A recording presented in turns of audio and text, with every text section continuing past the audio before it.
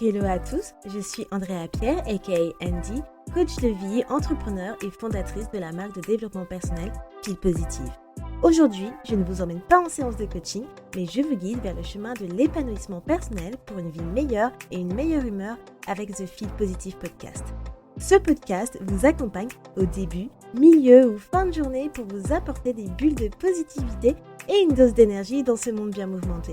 Il n'est jamais trop tard pour se sentir positive et développer un nouvel état d'esprit pour changer votre vie. Alors, restez connectés, il est maintenant l'heure de discuter et de positiver.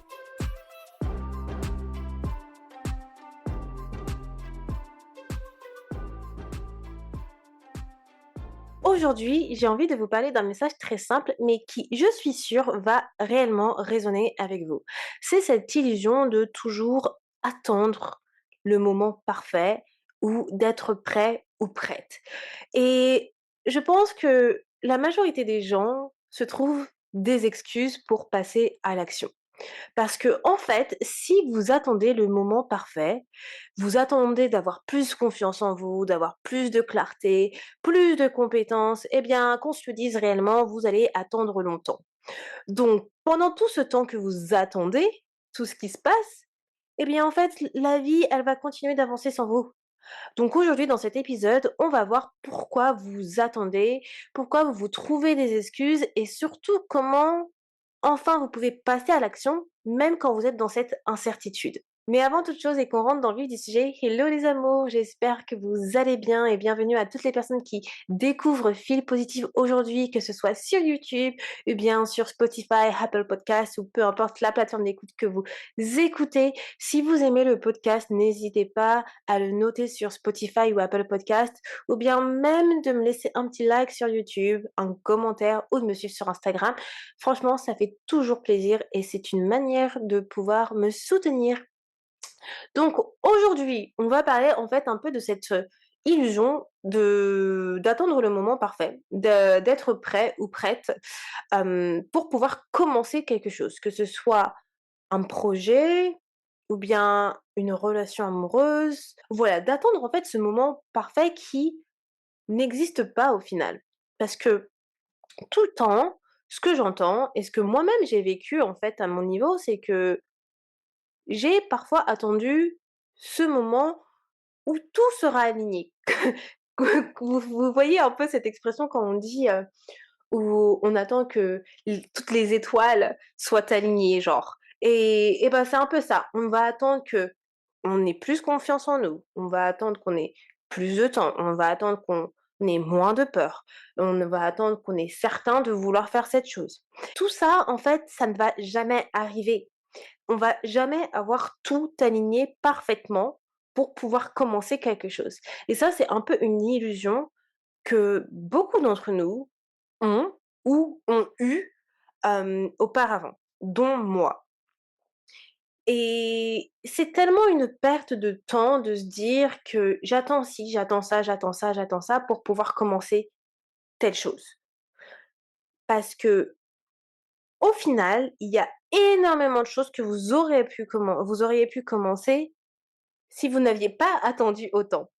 Parce que être prêt ou être prête, en fait, c'est quelque chose que vous atteignez en étant dans l'action. Ce n'est pas quelque chose qui qui arrive soudainement. C'est que vous avez mis les actions en place pour arriver à cet état d'être prêt ou d'être prête. Une chose qu'il faut se rappeler et qui, pour moi, fait toujours une différence et auquel je me dis tout le temps, c'est toutes les personnes que vous admirez aujourd'hui, que ce soit des acteurs, des célébrités, des sportifs, des entrepreneurs, toutes ces personnes-là, elles n'étaient pas prêtes au début.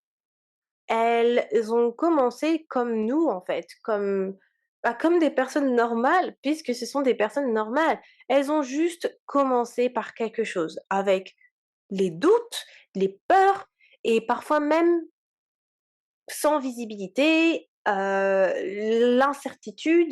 Elles ont juste commencé et rien n'était parfait. C'est juste qu'elles ont commencé par quelque chose. Donc c'est ce commencement-là qui fait la différence. C'est ce commencement qui fait que vous allez réussir à bâtir quelque chose. Et il y a une chose que beaucoup de personnes vont se dire aussi. Beaucoup de personnes vont se dire: «Oui, mais j'attends le bon timing» et moi, je suis très d'accord au fait est que parfois il y a un temps pour tout. Hem, Entre guillemets, «le timing divin», c'est pas forcément le timing divin, mais je crois beaucoup au fait est que parfois, il y a un moment où on est prêt à recevoir telle ou telle chose et que c'est le meilleur moment pour nous pour avoir cette chose. Mais là, je parle dans des situations précises. Par exemple, dans une situation où, comme moi, par exemple, j'ai emménagé en Angleterre il y a 8 ans. Et si c'était pas le bon moment pour moi, pour pouvoir emménager en Angleterre, à ce moment-là, quand je voulais l'emménager, je ne pense pas que j'aurais réussi à emménager. Donc c'est pour ça que quand je vous parle du bon timing, c'était que c'était le bon moment pour moi pour déménager. C'était le bon moment pour moi pour recevoir, pour pouvoir vraiment atteindre cet objectif. Pareil, on vient d'emménager avec mon chéri dans un nouvel appartement. On voulait tous les 2 déménager, on voulait tous les 2 trouver quelque chose de nouveau et l'appartement qu'on a aujourd'hui, c'est exactement ce qu'on voulait. Donc c'était le bon moment pour nous pour recevoir cet appartement et atteindre cet objectif. Donc je pense qu'il y a des bons timings dans ce sens-là. Mais par contre, il y a pas de bon timing à être prête ou prêt, si vous voyez ce que je veux dire. Donc, quand vous vous dites aussi: «Bon, bah, j'attends le bon moment», en fait, non, il y aura pas de bon moment en tel quel pour commencer, par exemple, un projet comme une entreprise. Parce que dans le sens où, dans une entreprise, si vous souhaitez commencer un projet, une entreprise, un podcast, eh bien, vous pouvez toujours être dans l'action, faire des choses pour pouvoir lancer votre podcast. Attendre ne va pas forcément vous aider et quand vous vous dites que vous n'êtes pas prête, ce n'est pas vraiment que vous n'êtes pas prête, c'est que derrière, il y a quelque chose d'autre qui fait que vous ne passez pas à l'action. C'est-à-dire qu'il y a peut-être cette peur de l'échec. Cette peur de l'échec où vous vous dites, bah, vous préférez attendre plutôt que de risquer de vous tromper, plutôt que de faire des erreurs, parce que si vous en faites, vous savez que ça va vous impacter parce que vous ne savez peut-être pas encore comment gérer ce genre de situation, vous ne savez pas comment gérer l'échec et que vous avez récemment eu des échecs et bah, ça vous fait peur d'avancer. Vous avez peut-être ce perfectionnisme, pardon. Si vous êtes perfectionniste, et ben, vous savez que tout ce que vous allez tout ce que vous allez faire et ce que vous souhaitez faire, vous allez vouloir que ça soit parfait avant de commencer. Donc forcément, le perfectionnisme, c'est une des pires des choses pour pouvoir commencer quelque chose parce que, bah, vous allez attendre d'avoir le parfait site internet pour pouvoir le lancer, parfait, bah, je sais pas, parfait réseaux sociaux, parfaite vidéo, parfait post, publication. Enfin, en fait, si vous allez vous mettre des bâtons dans les roues à vouloir faire tout parfaitement. Peut-être que vous avez peur du regard des autres et dans ce sens, si vous avez peur du regard des autres, c'est que vous allez avoir peur d'être jugé si vous commencez, vous allez avoir peur d'être critiqué, vous allez avoir peur qu'on ne vous comprend pas dans votre entourage, pourquoi vous avez fait tel ou tel projet. Vous allez avoir peur, bah, justement que les gens projettent leur peur sur vous-même parce que pour le coup, c'est souvent ce qui se passe. C'est les gens, ils vont projeter leur propre peur sur ce que vous souhaitez créer et ça, c'est toujours inconfortable. Vous allez avoir ce manque de confiance en vous-même, donc vous allez douter de votre propre légitimité, vous allez vous poser plein de questions en mode: «Est-ce que je suis légitime de pouvoir faire ça?» donc avoir ce syndrome de l'imposteur. «Est-ce que je peux créer ce type de projet?»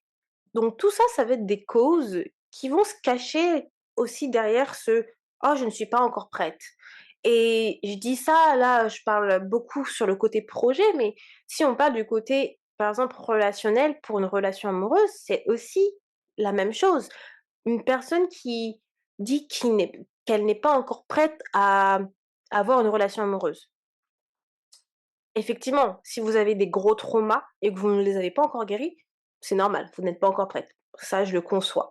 Mais par contre, si vous avez tout fait ce qu'il faut, franchement, vous avez vu une thérapeute, vous vous sentez mieux dans votre vie, et que vous êtes clairement prête à avoir quelque chose, à dater de nouveau, et que vous vous dites toujours: «Je ne suis pas encore prête». C'est que là, derrière, il y a encore des peurs. Vous avez la peur d'être peut-être d'être trahi, la peur de l'abandon, et malgré tout le travail que vous avez fait sur vous, vous avez juste peur d'avancer dans cette direction, de dater à nouveau. Donc c'est différent, mais voilà, il y a adapté à certaines situations, et voyez comment ça résonne avec vous. Mais si je reprends ce côté pour les projets, laissez-moi vous dire une chose, c'est que pour commencer quelque chose, vous n'avez pas besoin d'être parfaite. Vous n'avez pas besoin que tout soit parfait, et vous avez juste besoin d'avoir du courage pour passer à l'action. Et il y a, une phrase qui dit, c'est quoi déjà cette phrase? C'est une phrase qui dit, l'inaction, je crois que c'est ça. L'inaction, c'est aussi de l'action. C'est exactement ça. Quand vous restez dans l'inaction, c'est quand même de l'action. Dans inaction, de toute façon, il y a action aussi dedans. Donc ça reste de l'inaction, mais c'est pas de l'action positive pour le coup. C'est plutôt négatif, puisque vous ne faites rien du final d'intéressant pour pouvoir avancer vers vos goals. Plus vous attendez, plus ça va avoir un coût, puisque vous allez repousser vos rêves, vous allez repousser vos objectifs, vous allez rester en fait dans cette zone de confort, et ça, c'est très frustrant, puisque on sait très bien que rester dans sa zone de confort, c'est pas ce qui vous fait avancer. Vous restez dans ce qui est confortable pour vous, mais vous allez pas vous challenger à aller plus loin, vous allez pas élargir cette zone de confort. Vous allez aussi accumuler ces regrets, puisque plus vous attendez, plus il y a des choses qui se passent, et plus vous allez vous dire: «Oh, j'aurais dû faire ci, oh, j'aurais dû». Donc ce j'aurais dû, c'est une forme de regret sur ce que vous n'avez pas encore fait, et vous allez renforcer beaucoup ce sentiment de doute. Ce sentiment de doute sur plusieurs choses, sur vous-même, sur votre capacité à pouvoir aboutir un projet, mais aussi des doutes sur le projet en tel quel. Est-ce que ce projet, il est valable, il est valide? Est-ce qu'il en vaut la peine? Et surtout, vous allez vous habituer à rester où vous êtes et à ne pas passer à l'action, à rester dans cette inaction et à rester dans cette zone de confort. Un exemple très récent que je peux vous donner, c'est que, par exemple, je vous ai fait un épisode sur l'argent et le mindset aussi en début d'année. Et un de mes objectifs, c'est de pouvoir commencer à investir. Et il y a une formation d'investissement qui me faisait beaucoup de l'œil depuis, déjà depuis l'année dernière. Et à chaque fois, je me disais: «Bon, je vais attendre», et je me disais: «Bon, je vais attendre parce que de toute façon, la personne qui fait la formation, elle fait toujours des discounts sur la formation quand elle va faire une masterclass ou des choses comme ça», et je me dis la première fois, je me dis: «Bon, je vais attendre qu'elle fasse, un prochain discount», et là, quand elle a fait un discount, je me suis dit: «Bon, je vais attendre parce que de toute façon, je suis pas prête à pouvoir investir maintenant». Après, je me trouvais encore une excuse en me disant: «Bon, je vais attendre parce que pour le coup, j'ai pas envie de mettre l'argent dessus, maintenant», et à chaque fois, je me trouvais des excuses pour me dire: «Bon, je vais attendre, je vais attendre, je vais attendre». Mais en fait, j'attends quoi, Andy? Genre, j'ai l'argent, donc je peux pouvoir acheter la formation, et au final, c'est qu'une formation, c'est disponible à vie quand on l'achète. Donc, quand bien même, aujourd'hui, si je n'ai pas la possibilité de la commencer maintenant, la formation, rien que l'acheter, je permets d'être dans l'action de me dire: «Je commence à faire quelque chose», et ça me permet de passer à un autre level, de dire: «Ça, c'est fait. J'ai acheté cette formation, dès que j'ai un goal qui va se libérer et que je vais atteindre, je vais pouvoir commencer ce nouveau goal de pouvoir investir». Et c'est exactement ce que j'ai fait.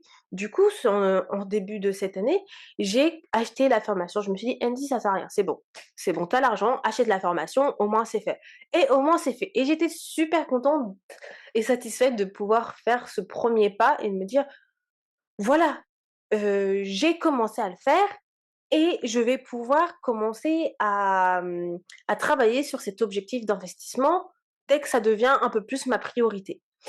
Et toutes les excuses que je me trouvais, au final, c'était de se dire aussi: «Oui, peut-être que j'ai cette peur de commencer, en fait, à investir», parce que oui, investir présente des risques. Mais c'est pour une raison que j'achète cette formation, c'est pour justement être formée à bien investir. Hem et être guidée pas à pas. Donc passer cette étape, ça me permet d'élargir ma zone de confort, de me challenger et de me prouver que, bah, je peux le faire. Que si d'autres l'ont fait, je peux le faire à mon niveau. Donc au moins, avoir acheté cette formation, ça me permet de passer à un autre level et d'avoir été dans l'action et de ne pas rester au stade de 0, de point de départ à me trouver des excuses de tout le temps alors que voilà quoi, je pouvais très bien me l'offrir. Il faut tout simplement commencer par quelque chose et je trouve que l'exemple des formations, c'est un très bon exemple parce que beaucoup de gens, à chaque fois, ils se trouvent des excuses à se dire: «Oh, oui, bah, je vais pas commencer maintenant» ou «Oui, c'est trop cher», alors qu'ils ont très bien les fonds et cetera et en fait, c'est que derrière, bah, il y a peut-être une peur d'être déçu, il y a peut-être une peur que ça ne fonctionne pas, mais à chaque fois, je me dis toujours que quand une formation a fait ses preuves ou un programme a fait ses preuves ou parfois il y a pas forcément de preuves concrètes, mais c'est toujours, donnant-donnant. Donc la personne elle va vous donner elle va vous donner des outils concrets, mais c'est aussi à nous de faire les efforts, de pouvoir les mettre en pratique de la bonne manière. Donc c'est pourquoi que là, la formation que j'ai achetée, je vais avoir les outils concrets pour réussir. Donc, ça tient à moi de pouvoir faire les choses bien pour pouvoir réussir comme il faut. Et je n'aurai pas d'excuses pour ne pas réussir comme il faut parce que ça va être une formation guidée de A à Z. Donc aujourd'hui, si vous voulez passer de l'inaction à l'action, va falloir mettre bah, des choses concrètes pour sortir en fait de cette attente. Donc la première chose, ce que j'ai envie de vous dire, mon premier conseil, c'est de commencer même si c'est pas parfait, puisque la perfection n'existe pas, guys. Donc faites les choses, même si elles sont mal faites, commencez à faire les choses petits sans vouloir commencer grand, puisque de toute façon, quand vous commencez grand, après vous allez voir que c'est trop overwhelming et vous allez comment refaire petit. C'est comme je vous disais, les gens qui veulent commencer un podcast, ils voient grand, ils commencent à faire des épisodes, tous les jours ou toutes les semaines et qu'ils voient que c'est un tellement de travail, après, bah, ils font un épisode de podcast tous les mois. Donc non, commencez doucement, petit et à faire les choses imparfaitement et justement dans mon épisode où je vous parle de mon podcast, comment créer un podcast et cetera, je vous dis: «Fil positif», vous avez vu, j'ai commencé avec une pochette de podcast où j'ai fait moi-même, qui n'avait aucun style, rien du tout. J'ai fait pas mal d'erreurs, mais je considère les erreurs comme des leçons et j'ai appris, appris, appris et encore aujourd'hui, tout n'est pas parfait, mais j'ai commencé par quelque chose. J'ai commencé lentement et au fur et à mesure, j'ai pu trouver un rythme, j'ai pu, commencer à comment dire? Acquérir de l'expertise et à voilà, à être mieux et à plus expérimenté. C'est comme ça qu'il faut faire. Deuxième chose, deuxième conseil, c'est de réduire en fait, comment dire? La taille du premier pas que vous allez mettre. Donc, je m'explique. Si votre objectif aujourd'hui, il a l'air énorme, d'accord? Et bien dans ces cas-là, découpez-le. Et c'est toujours ce que je dis, c'est qu'en fait, quand on a un objectif, il est toujours découpé en plusieurs sous-objectifs. C'est-à-dire, admettons votre objectif final est d'acheter une maison, OK? Aujourd'hui, peut-être ça vous paraît, waouh, irréaliste d'acheter une maison parce que vous avez pas les fonds pour. Mais votre objectif, il est toujours là. Vous allez le garder, mais vous allez le découper en plusieurs objectifs pour arriver à cet objectif final. Et les sous-objectifs, ça va être peut-être, OK, commencer une formation sur comment budgéter dans un premier temps. Ensuite, quand vous savez comment budgéter, comment vous créez un budget. Ensuite, quels sont les comptes bancaires que vous devez vous créer pour pouvoir justement atteindre cet objectif d'acheter une maison. Ensuite, automatiser vos paiements. Ensuite, peut-être comment dire? Réussir à mettre tel montant, bah, dans tel compte bancaire, et au fur et à mesure, voilà, vous atteignez certains objectifs qui vous permettent d'arriver à cet objectif, d'acheter une maison. Donc toujours avoir des sous-objectifs pour les objectifs qui vous paraissent, bah, justement insensés ou irréalistes ou beaucoup trop grands pour vous. Autre conseil, ça va être de changer votre définition de la réussite. On a tous une définition différente de la réussite. Quelle est votre définition de votre réussite? C'est déjà la première chose à vous dire. Mais dans cette définition que vous vous dites de votre réussite, voyez s'il n'y a pas un défaut. C'est-à-dire que si, par exemple, pour vous, la réussite, c'est avoir la possibilité d'avoir un salaire de, je ne sais pas, 3 000 € par mois, et de vivre confortablement. OK, ça c'est votre définition de la réussite. Mais dans cette définition de la réussite, est-ce qu'il n'y a pas quelque chose qui manque? Parce que peut-être que vous vous dites, oui, avoir, la possibilité de gagner 3 000 € par mois. Mais aujourd'hui, est-ce que vous faites des actions qui vous permettent d'atteindre ces 3 000 € par mois? Donc mettez ajoutez peut-être quelque chose d'autre dans cette définition de votre réussite qui vous permet d'avoir en fait plus de confort et d'avoir quelque chose de plus réaliste. Donc, par exemple, au lieu de vous dire de gagner 3 000 € par mois, et de vivre confortablement, dites plutôt, bah, d'avoir un salaire confortable qui me permet de vivre confortablement aujourd'hui. Et à partir de là, déjà, ça va vous permettre de vous dire que les actions que vous allez mettre en place, ça va être non pas de viser tout de suite quelque chose peut-être qui pour vous est impossible, qui est 3 000 €, mais de viser des actions qui vont vous permettre de gagner plus. Et je vous ai expliqué dans un de mes épisodes de podcast que parfois certaines personnes, se mettre un objectif chiffré, ça envoie un signal à leur système nerveux qui est beaucoup plus stressant que positif, en fait. C'est comme les personnes qui vont être déjà stressées et qui vont faire des programmes fitness de HIIT, à haute intensité. Ça ne fonctionne pas.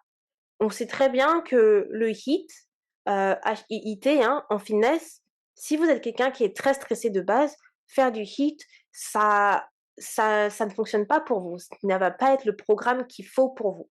Donc là, c'est pareil. Si par exemple, bah, avoir des objectifs chiffrés ça vous perturbe, ça vous stresse et vous avez déjà vu dans le passé que vous n'atteignez pas ces objectifs parce que vous vous mettez des objectifs chiffrés, mettez-vous des intentions à la place et des intentions beaucoup plus positives qui vont vous permettre de pouvoir justement avoir moins de stress. Mon autre conseil, c'est du coup d'accepter l'inconfort. Alors ça, c'est vrai que c'est très difficile et franchement, je vous avoue que moi, je suis pas quelqu'un qui aime beaucoup être dans l'inconfort, hein. Je suis Taureau, le confort, c'est important pour moi. Je vais élargir mes zones de confort, mais il y a certains inconforts que je n'aime pas. Mais ça reste nécessaire d'accepter l'inconfort parce qu'on va être toujours face, en fait, à certains types d'inconfort. Je m'explique. Donc, quand on veut commencer un projet et où on veut commencer quelque chose tout simplement, avoir accepter une opportunité, on va avoir peur et ça, c'est normal. C'est la base, c'est la vie, c'est l'être humain. Mais la peur, ce n'est pas un signal en fait, qui veut dire que vous devez vous arrêter où vous êtes. Ce n'est pas un signal qui vous dit: «Vous devez rester à votre point de départ parce que vous avez peur». Au contraire, c'est un signal qui est là pour vous faire évoluer. C'est comme ça que moi je le prends, c'est que je me dis: bah, si j'ai peur en fait de cette chose-là, au contraire, cette peur, qu'est-ce qu'elle me dit? Et comment je peux faire en fait pour vaincre cette peur?» J'ai fait un épisode sur comment faire face à la peur, comment vaincre cette peur. Parce que à partir du moment où vous allez réussir à vaincre cette peur, c'est là que vous évoluez et que vous allez à atteint un autre step, un autre level parce que vous avez vaincu cette peur et vous avez vaincu cet inconfort de rester dans la peur et rien que ça, je trouve que c'est quelque chose qui, d'une, vous permet de passer à l'action et d'avancer dans votre cheminement personnel. Parce que c'est très, très dur à faire. C'est vraiment pas facile, c'est très inconfortable et c'est une étape qui requiert beaucoup de travail sur soi. Et mon dernier conseil pour vous, qui est le conseil de base, c'est de toujours être dans l'action, avant de vous sentir prêt ou prête. Donc vous ne serez jamais réellement «prête» entre guillemets et plus vous êtes dans l'action, plus vous allez atteindre ce sentiment d'être prêt. Plus vous faites des choses, plus vous vous rapprochez de vos objectifs et c'est comme ça qu'il faut toujours voir, en fait, la vie en général. C'est que plus vous faites les choses, plus voilà, vous attirez à vous ce que vous désirez, plus vous avez des bonnes vibrations, plus vous êtes dans cette création de votre vie. Donc créez, manifestez, agissez, soyez dans l'action, pas dans l'inaction. Voilà les amours pour mes conseils, mais aussi pour vous aider à ne pas vous trouver des excuses et arrêter de croire que il faut atteindre la perfection, il faut attendre d'être prêt pour pouvoir commencer quelque chose. Vous n'avez pas besoin d'attendre la version parfaite de vous-même, vous n'avez pas besoin d'attendre quelque chose en particulier et dès que vous faites le premier pas, c'est là que vous allez commencer à voir des résultats et que vous allez être fiers de vous. Voilà les amours pour cet épisode aujourd'hui. J'espère qu'il vous a plu. S'il vous a plu, n'hésitez pas à le partager avec quelqu'un où ça va résonner. N'hésitez pas à me mettre un like sur YouTube, à me suivre sur les réseaux. Et moi, je vous dis à lundi prochain pour l'épisode de mon anniversaire. Et je vous fais des gros bisous. Bye tout le monde! Merci beaucoup de ton écoute et d'être resté avec moi jusqu'au bout. Si à la fin de cet épisode tu sens ton humeur changer et tu te sens un peu plus boosté, n'hésite pas à me laisser un avis ou une note sur ta plateforme d'écoute préférée, ça me fera toujours plaisir et j'apprécierai de les lire dans le prochain épisode. À bientôt, positivement, Andy.